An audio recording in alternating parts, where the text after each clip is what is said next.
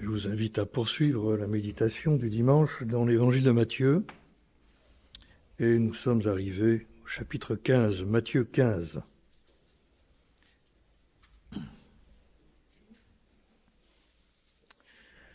Alors des pharisiens et des scribes de Jérusalem s'avancent vers Jésus et lui disent « Pourquoi tes disciples transgressent-ils la tradition des anciens ?» En effet, ils ne se lavent pas les mains quand ils prennent leur repas. Il leur répliqua « Et vous, pourquoi transgressez-vous le commandement de Dieu au nom de votre tradition ? Dieu a dit en effet « Honore ton père et ta mère » et encore « Celui qui maudit son père ou mère, qu'il soit puni de mort. » Mais vous, vous dites « Quiconque dit à son père ou à sa mère « Le secours que tu devais recevoir de moi est une offrande sacrée. » Celui-là n'aura pas à honorer son père. Et ainsi vous avez annulé la parole de Dieu au nom de votre tradition. Hypocrite. Ésaïe a bien prophétisé à votre sujet quand il a dit « Ce peuple m'honore des lèvres, mais son cœur est loin de moi. » C'est en vain qu'ils me rendent un culte, car les doctrines qu'ils enseignent ne sont que préceptes d'hommes. Puis appelant la foule, il leur dit « Écoutez et comprenez, ce n'est pas ce qui entre dans la bouche qui rend l'homme impur, mais ce qui sort de la bouche. Voilà ce qui rend l'homme impur. » Alors les disciples s'approchèrent et lui dirent « Sais-tu qu'en entendant cette parole, les pharisiens ont été scandalisés ?» Il répondit « Tout plant que n'a pas planté mon Père céleste sera arraché. Laissez-les, ce sont des aveugles qui guident des aveugles. Or, si un aveugle guide un aveugle, tous les deux tomberont dans un trou. » Pierre intervint et lui dit « Explique-nous cette parole énigmatique. » Jésus dit « Êtes-vous encore, vous aussi, sans intelligence ? Ne savez-vous pas que tout ce qui pénètre dans la bouche passe dans le ventre, puis est rejeté dans la fosse ? Mais ce qui sort de la bouche provient du cœur, et c'est cela qui rend l'homme impur.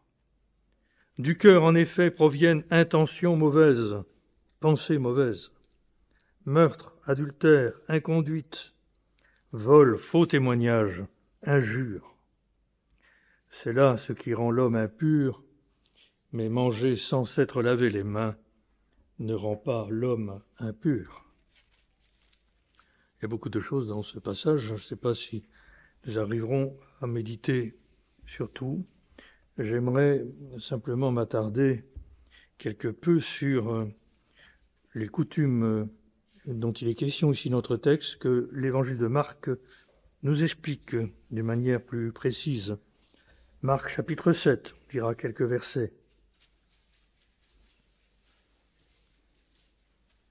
Marc 7, verset 3. Les pharisiens, comme tous les juifs, ne mangent pas sans s'être lavés soigneusement les mains, par attachement à la tradition des anciens. En revenant du marché, ils ne mangent pas sans avoir fait des ablutions. Et il y a beaucoup d'autres pratiques traditionnelles auxquelles ils sont attachés. Lavage rituel des coupes, des cruches et des plats. Les pharisiens et les scribes demandent donc à Jésus « Pourquoi tes disciples ne se conduisent-ils pas conformément à la tradition des anciens ? Mais prennent-ils leur repas avec des mains impures ? » Il leur dit « Ésaïe a bien prophétisé à votre sujet, hypocrite, car il est écrit « Ce peuple m'honore des lèvres, mais son cœur est loin de moi. C'est en vain qu'ils me rendent un culte, car les doctrines qu'ils enseignent ne sont que préceptes d'hommes. Vous laissez de côté le commandement de Dieu et vous vous attachez à la tradition des hommes. » Il leur disait « Vous repoussez bel et bien le commandement de Dieu pour garder votre tradition. » Verset 13. « Vous annulez ainsi la parole de Dieu par la tradition que vous transmettez, et vous faites beaucoup de choses du même genre. Vous faites beaucoup de choses du même genre. J'aimerais peut-être insister en priorité ce matin sur la gravité qui consiste à annuler la parole de Dieu par la tradition. Et j'aimerais donc dans cette ligne-là lire peut-être un autre passage encore dans Proverbes, l'Ancien Testament, Proverbes chapitre 30, qui dit verset 5, Proverbe 30, verset 5, « Toute déclaration de Dieu est éprouvée. Il est un bouclier pour ceux qui s'abritent en lui. » Et c'est surtout le verset 6, « N'ajoute rien à ses paroles. » N'ajoute rien à ses paroles. Oh, il y a là tout un monde. Et on pourrait passer des heures à expliquer tout ce que dans le christianisme on a ajouté à la parole de Dieu. Mais ce n'est pas mon propos ce matin.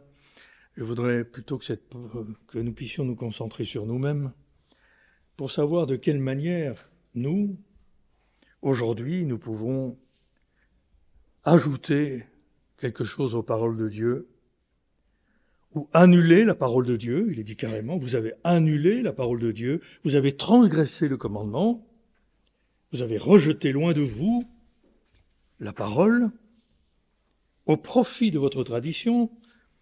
Et donc, il est dit ici, n'ajoute rien à ces paroles, il te reprendrait et tu serais convaincu de mensonge, ou tu serais regardé comme un menteur.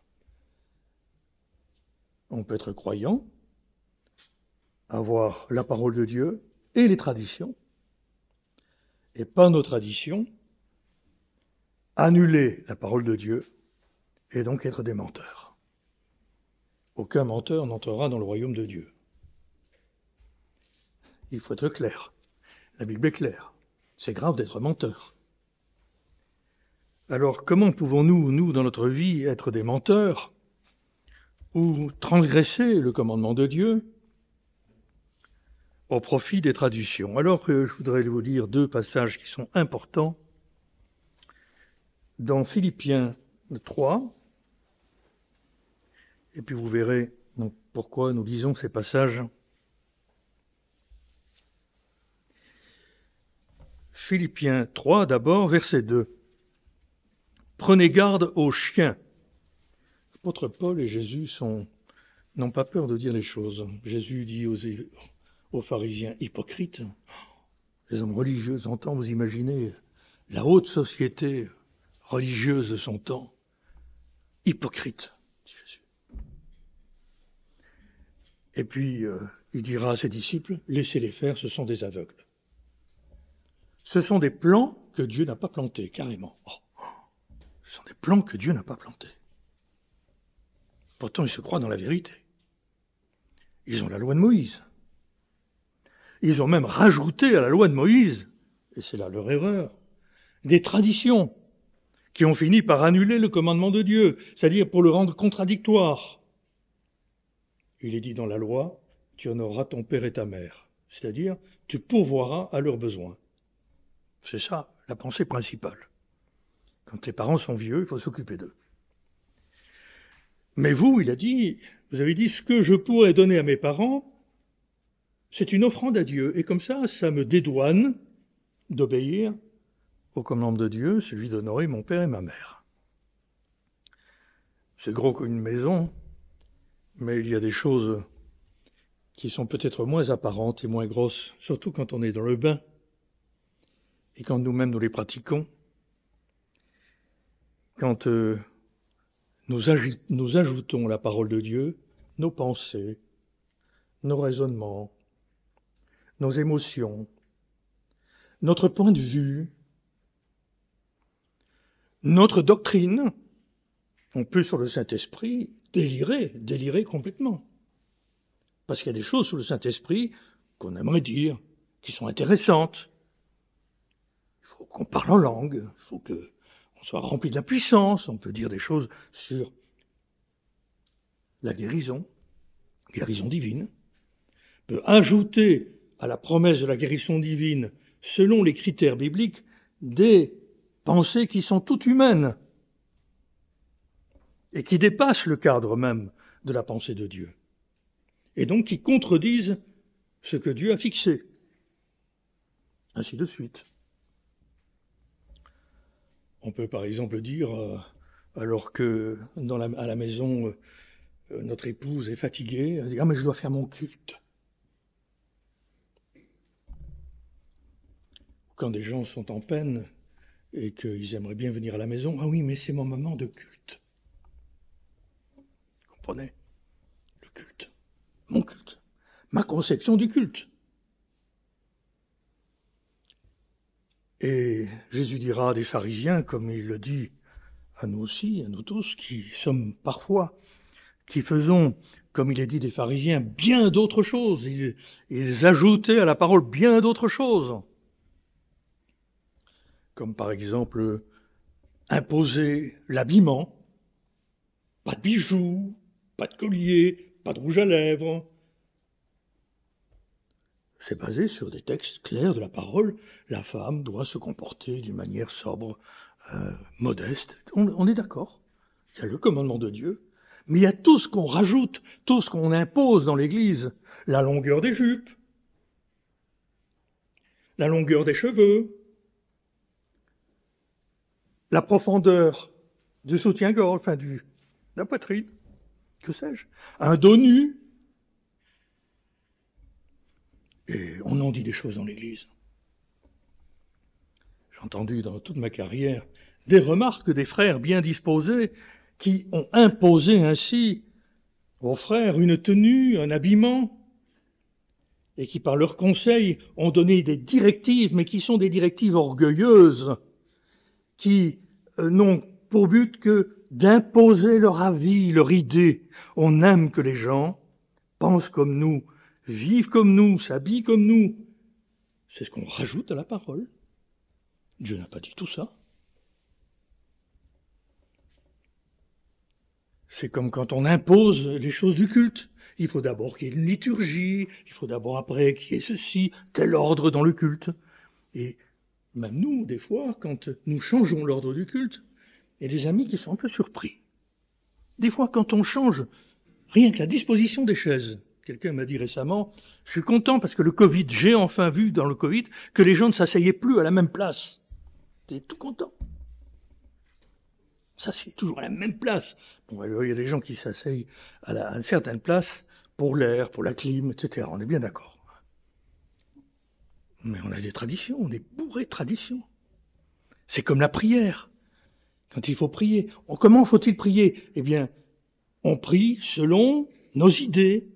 Et des fois, pour en jeter plein la vue aux autres, comme les pharisiens faisaient, pour être entendus, pour montrer qu'on est aussi intelligent que le pasteur, et donc notre prière devient un enseignement numéro 2, numéro 3 du culte, parce qu'on ne nous a pas donné la parole, vous comprenez, etc.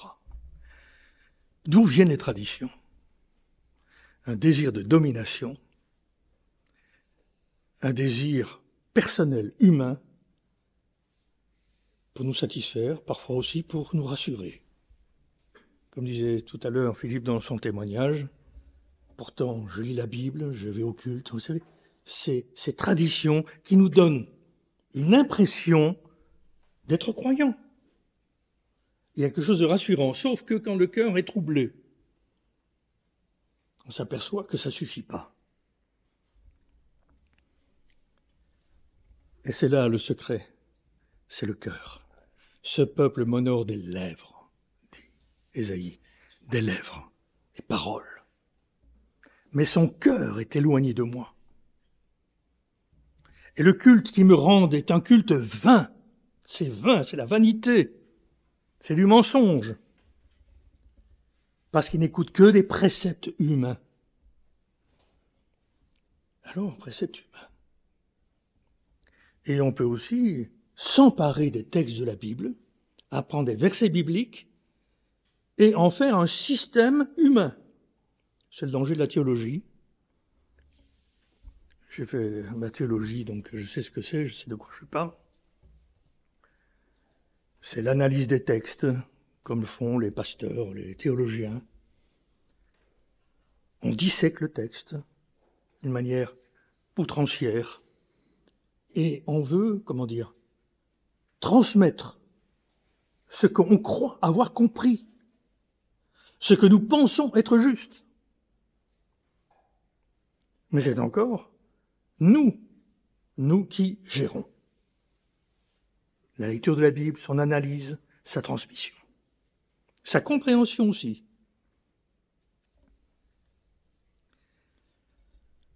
Chez nous, on a eu beaucoup de défauts, vous savez, dans notre histoire de mission. Par exemple, au début, on pensait qu'il fallait absolument confesser tous nos péchés aux gens, aux pasteurs. Les réformateurs, ils étaient contre la confesse, de style catholique. Pour la bonne et simple raison, ils avaient raison, en disant que, de toute manière, on va confesser 1, 2, 3, 4 péchés, mais on ne pourra jamais confesser tous nos péchés. Donc on se contente de confesser tel ou tel péché, afin d'être délivré. Oui, délivré. Et on en a fait un système.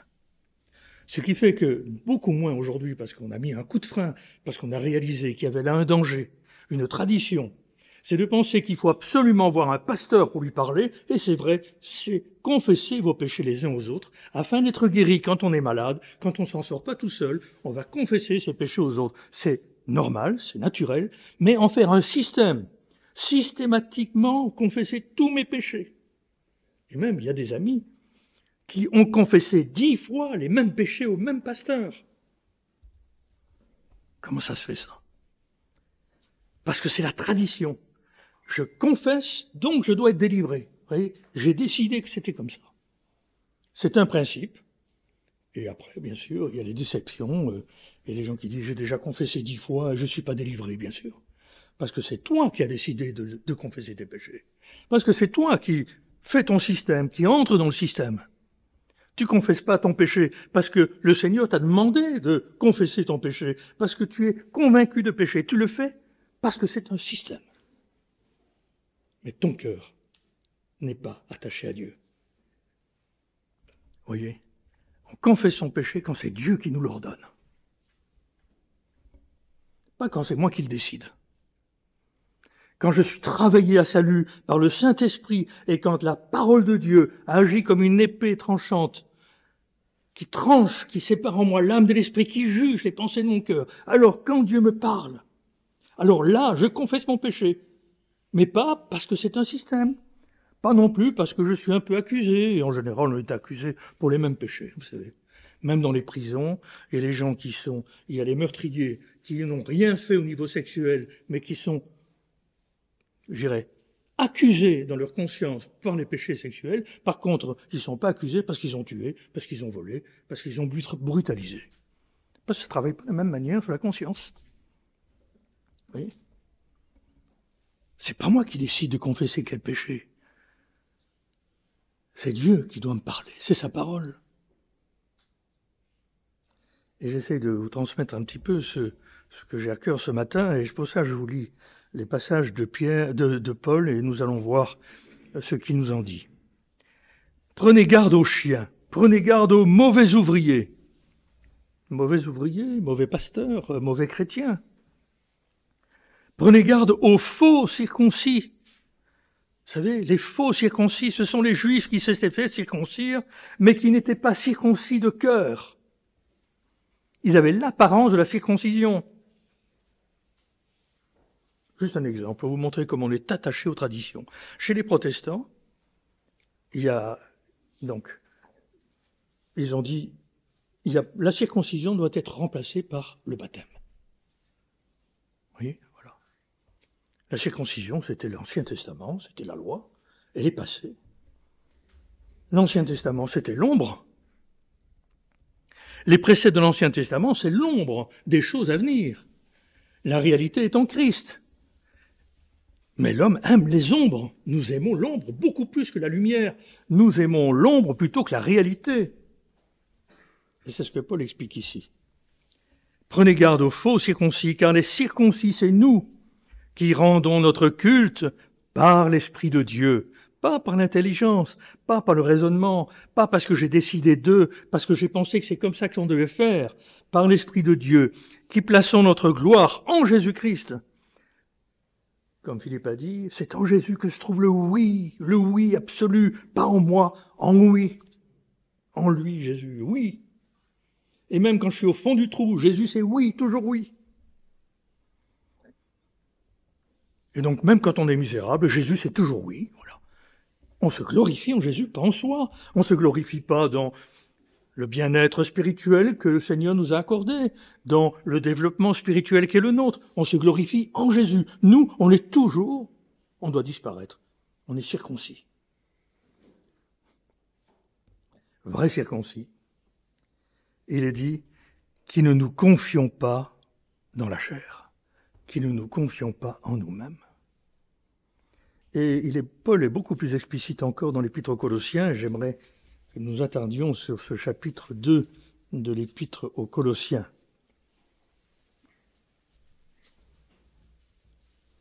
Je veux en effet que vous sachiez quel rude combat je mène pour vous, pour ceux de la Odyssée, pour tant d'autres qui ne m'ont jamais vu personnellement.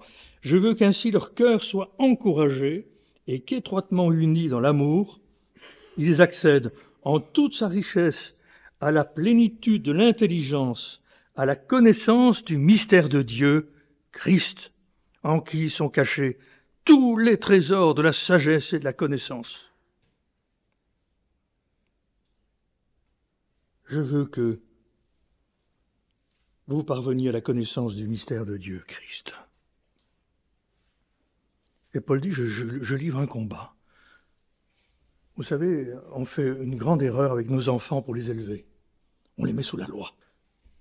Un chrétien doit faire ceci, doit être comme ça, s'habiller comme ça, agir comme ça. Parce qu'on nous l'a appris et on peut enseigner aux enfants des choses tout à fait justes et bibliques. Seulement, si on ne leur enseigne que la loi et que on ne leur enseigne pas Christ, eh bien ils vont mourir. Ils vont être dégoûtés de la foi. Parce que la loi produit la mort, la loi produit la colère. Et c'est pourquoi les parents doivent, il est vrai, enseigner les parents selon le Seigneur, mais pour les conduire de la loi à Christ. Et si l'enfant ne comprend pas, on ne va pas lui imposer brutalement. Alors je sais qu'il y a des limites, hein, je donne un enseignement général là, parce que au cas par cas, il y a des choses parfois où il faut un petit peu durcir, quoi, serrer la vis. Mais d'une manière générale, il faut que les parents prient Dieu pour que leur enfant saisisse Christ. Parce que s'ils ne saisissent pas Christ, ils vont rester morts. Avec tout l'enseignement, toute l'éducation que je leur donne. Il faut la révélation de Jésus. Il faut une connaissance surnaturelle.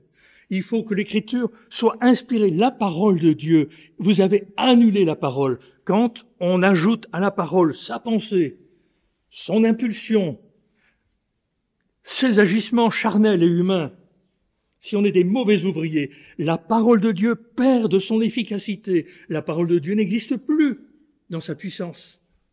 Comprenez? Il n'y a que la loi qui reste, mais il n'y a pas la vie. Et la vie, c'est Jésus. Je suis la lumière du monde qui éclaire, qui chasse les ténèbres. C'est Jésus qui conduit à Dieu. C'est pas la loi. C'est pas le principe. Même pas ma prière matinale. Même pas ma lecture journalière de la Bible. Même pas ma fréquentation aux réunions. Ce qui sauve, c'est Jésus, la révélation de Jésus. Or, si j'étouffe cette parole, qui est révélation du Christ, je n'aurai pas de révélation. Si j'écoute mes raisonnements, si je vois la Bible au travers de moi, moi je suis ténèbres, je suis, comme on l'a dit tout à l'heure, en moi il y a le oui, le non, le oui, le non, le oui, le non. L'homme charnel, c'est les ténèbres. Et on ne peut pas arriver à la lumière dans les ténèbres. La chair de l'homme ne peut pas connaître Dieu, elle est incapable, elle ne peut pas se soumettre à la loi de Dieu. C'est fondamental, ça. C'est pourquoi, normalement, le Saint-Esprit et la parole vont nous circoncire, c'est-à-dire nous détruire en nous, je dirais, la force vive de la chair. Un chrétien, il est toujours démuni. Encore moins aujourd'hui, au bout de 50 ans de vie chrétienne, je suis toujours petit, incapable de rien, incapable de prier, incapable de vous prêcher, incapable, et ça me donne des angoisses, ça me donne, si je me confie en moi, je suis perdu. C'est pour ça, il n'y a qu'un seul recours. Jésus, en toi.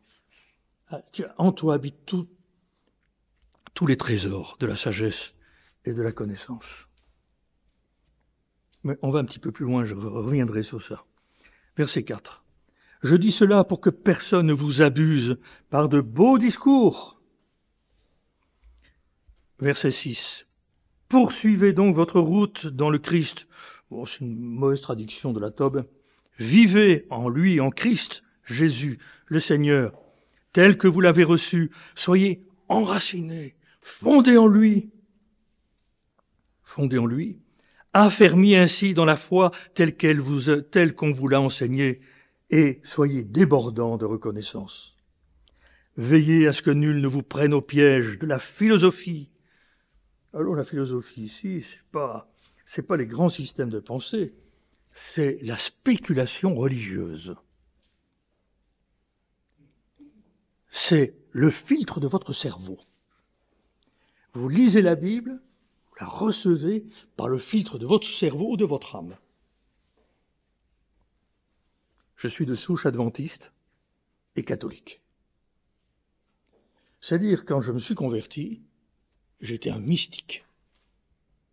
Je voulais comprendre Dieu, je voulais le saisir, et j'étais pétri dans mon élan, je voulais connaître le Seigneur, et je voulais tellement connaître le Seigneur que je tombais malade.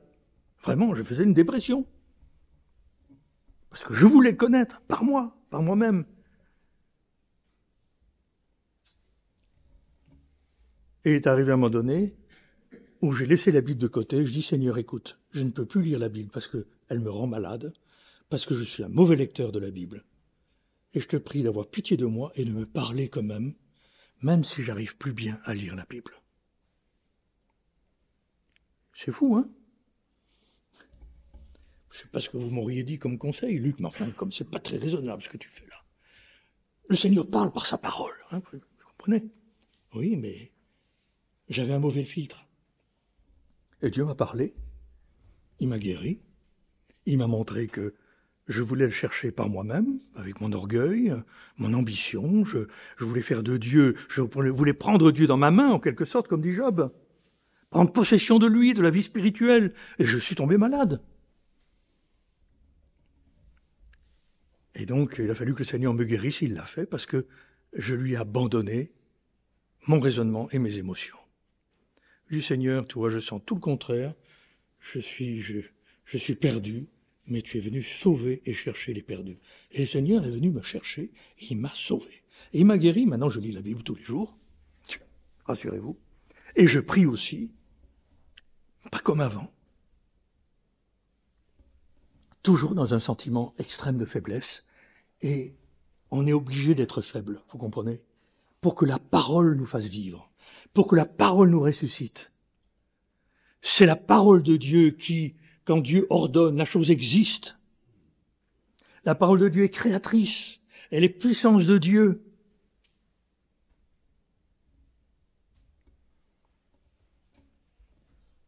Donc, veillez à ce que personne vous prenne au piège la philosophie, cette creuse duperie, c'est creux, c'est dupe, c'est vain, à l'enseigne de la tradition des hommes, des forces qui régissent l'univers, et non plus sur Christ.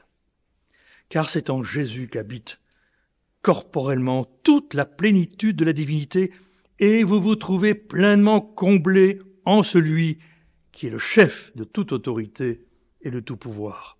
En lui, vous avez été circoncis d'une circoncision où la main de l'homme n'est pour rien et qui vous a dépouillé du corps charnel. Telle est la circoncision de Christ. Circoncis dans le cœur. Leur cœur est loin de moi. Leur cœur n'est pas circoncis. Leur cœur s'attache à des préceptes. Ils sont croyants, ils décident d'être croyants, ils suivent scrupuleusement tout ce que j'ai dit, mais avec hauteur.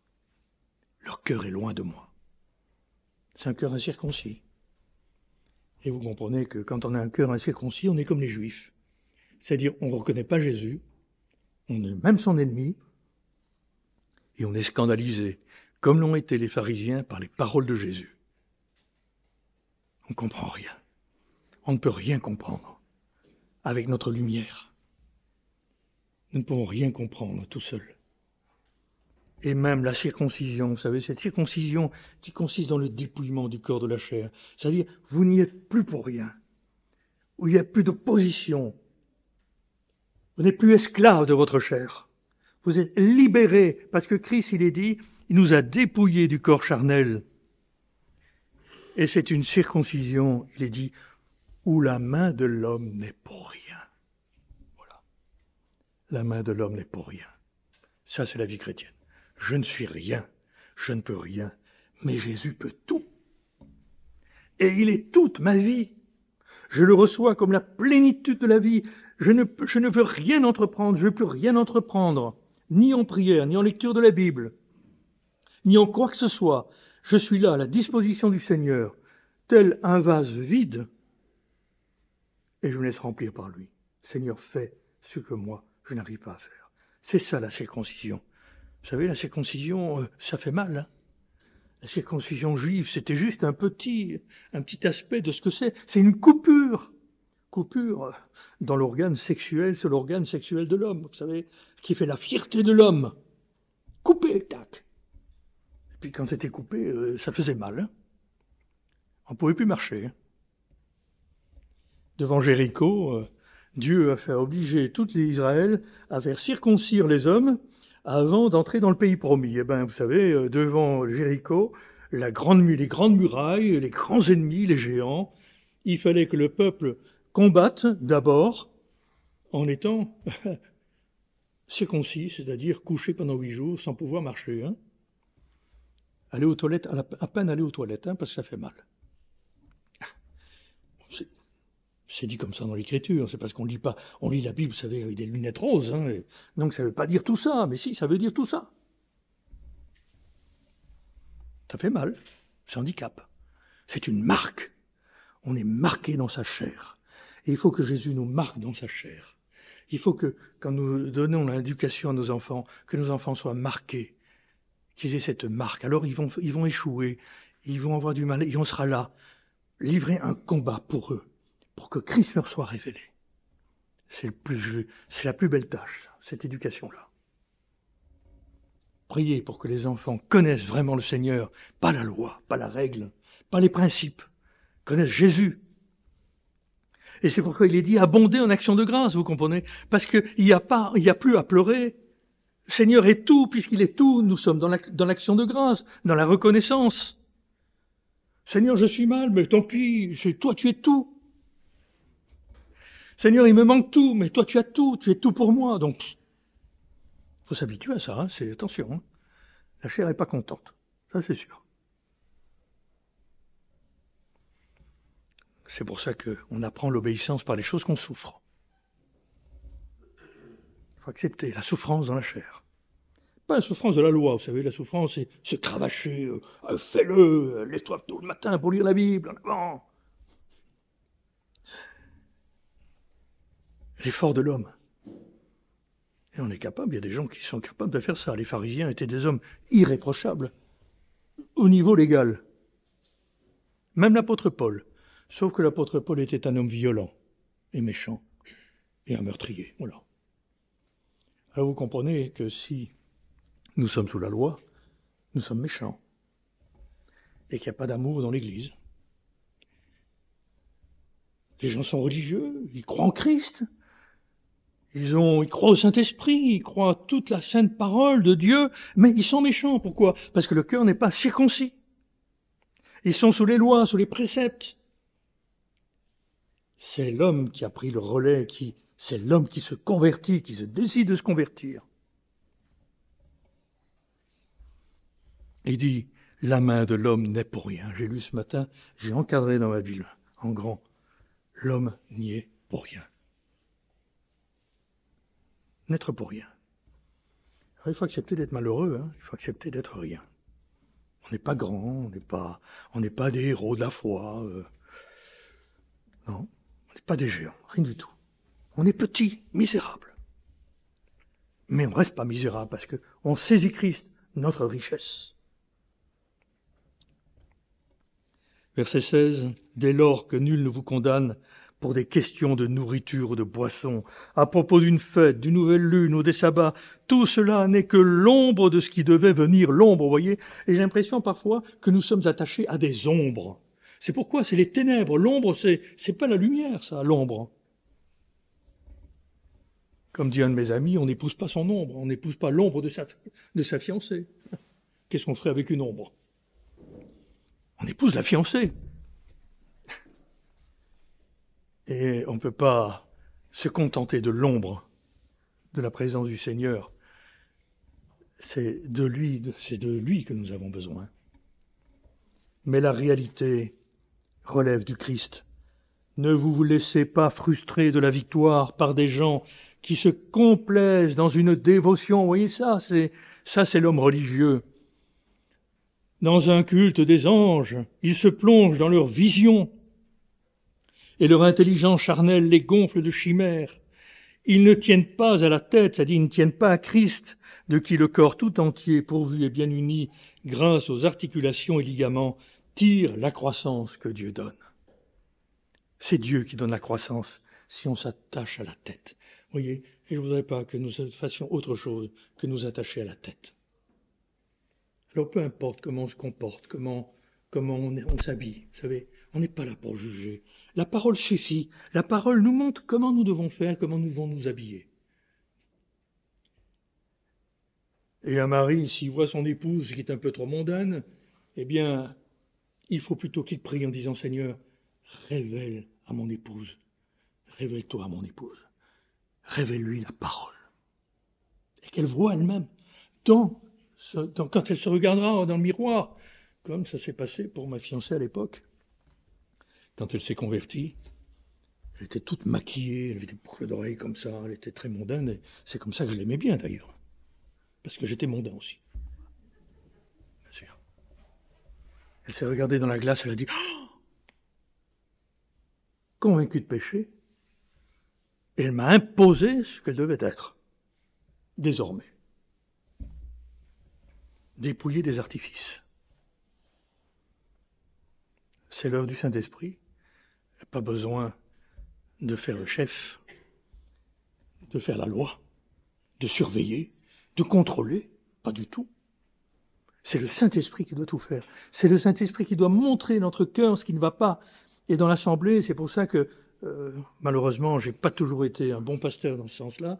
J'ai pensé qu'il fallait parfois convaincre les gens en insistant sur des lois, sur des règles, sur des principes, pour faire bouger les choses, vous comprenez? Non, non. J'ai annulé l'effet de la parole de Dieu. J'étais, en faisant ça, un mauvais ouvrier. Parce que j'ai voulu imposer. On n'impose pas. C'est le Seigneur qui le fait. C'est la parole qui juge les pensées du cœur. C'est pas à nous de le faire. Nous n'avons pas à remplacer ce que le Seigneur fait lui-même. Alors vous voyez, c'est important de ne pas annuler la parole de Dieu par une tradition, par nos pensées, par nos visions, par notre raisonnement. Et alors, si nous laissons faire le Seigneur, l'amour viendra. Ce sera l'œuvre de l'amour. Parce que quand Jésus se révèle, il y a de l'amour. Quand il y a la loi, il y a la colère, la méchanceté, la violence. Alors soyons donc des ouvriers, des bons ouvriers, des vrais circoncis, qui rendons notre culte par l'Esprit de Dieu et qui plaçons notre confiance en lui et pas en nous-mêmes.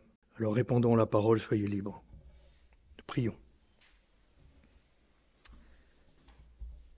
Ô notre Dieu, notre Père, Père de notre Seigneur Jésus-Christ, qui nous aime au travers de lui, qui nous voit au travers de lui, nous sommes dans la reconnaissance, dans l'action de grâce, parce que tu as accompli toutes choses pour notre salut et que la main de l'homme ne doit pas intervenir. Seigneur, je ne dois pas intervenir dans ma vie, je ne peux rien changer, je ne peux rien bouger. Nous ne pouvons pas nous transformer. Aucune méthode religieuse, spirituelle, quelconque, ne peut nous faire avancer. C'est pourquoi nous nous abandonnons, Seigneur, à l'action de ta parole, qui est une action souveraine. Nous laissons la parole de Dieu à l'honneur. Et nous te disons, Seigneur, parle. Parle-nous, nous t'écoutons. Et par ta grâce, aide-nous à comprendre, à voir le Fils que tu veux révéler au travers de cette parole. Fais-nous connaître, Seigneur, chaque jour davantage la beauté de Jésus, la puissance qu'il habite, et tout ce que nous avons en lui. Ouvre nos cœurs, nos yeux. Merci, Seigneur, parce que tu nous délivres de nous-mêmes, et c'est là notre plus grand bonheur. Fais-nous grâce encore aux uns et aux autres. Pour ta gloire, glorifie-toi en nous. Amen.